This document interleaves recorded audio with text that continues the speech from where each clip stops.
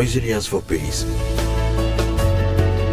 is a 5-year project funded by USAID and implemented by Equal Access International, EAI, to build community resilience to the threat of violent extremism in the northern border localities of Côte d'Ivoire.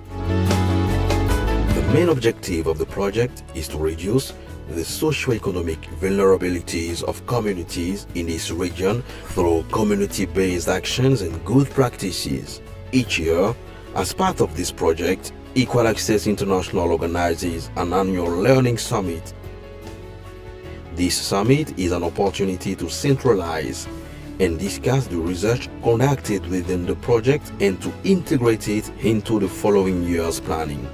For the year 2023, from January 31st to February 2nd in Korogo, and brought together local and international actors as well as all project stakeholders.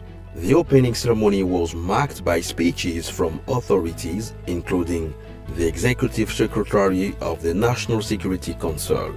Ce projet est d'autant plus important qu'il vise à compléter les actions menées par le gouvernement face à l'extrémisme violent par le renforcement de la résilience communautaire. In addition to the inaugural conference, the summit focused on various presentations by national and international experts on topics dealing with community resilience, illicit activities, and violent extremism.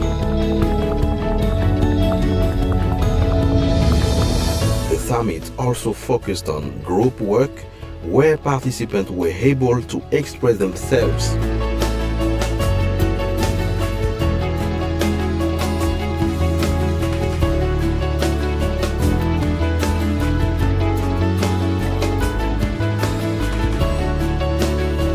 Total, the Annual Learning Summit 2023 was a framework for exchanges between researchers, specialists, and representatives of communities and authorities to better understand the issues related to security and violent extremism in northern Côte d'Ivoire.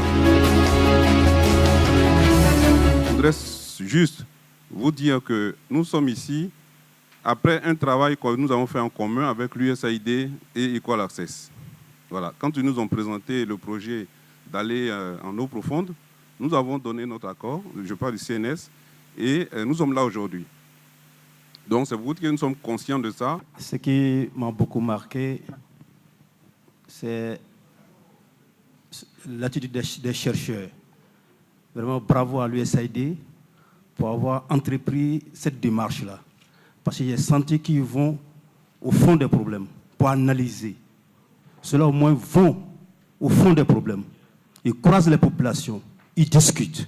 Et ce qui ressort de ça, c'est du concret. Et quand j'ai écouté un peu ce matin parler, j'ai commencé déjà à avoir peur. Quand j'entends parler de Toglokai, quand j'entends parler de Bigilai et autres, je vous avoue que je commence à avoir peur. Donc je tiens à remercier ces chercheurs-là qui nous donnent déjà des outils. C'est-à-dire ils nous préparent déjà à préparer nos populations pour qu'ensemble on puisse contrer cette avancée djihadiste. C'est une tradition chez eux que les dozos doivent être des hommes en armes. Si l'État prend les dispositions pour les désarmer, soit les populations, soit la communauté internationale, soit les ONG vont crier à des services de l'État et à des frustrations contre ces populations-là. Comment est-ce que les sociologues peuvent nous aider à résoudre ce problème-là? Ce que je souhaiterais, c'est que toutes ces petites vidéos-là, si on pouvait les compiler, qui allaient nous servir d'outils pour des sensibilisations de nos populations. C'est vrai que les chercheurs ont passé dans chacun de ces villages, mais quand on se retrouve ensemble dans cette salle, quand vous allez présenter des images comme ça, des populations frontalières, elles vont prendre la chose au sérieux.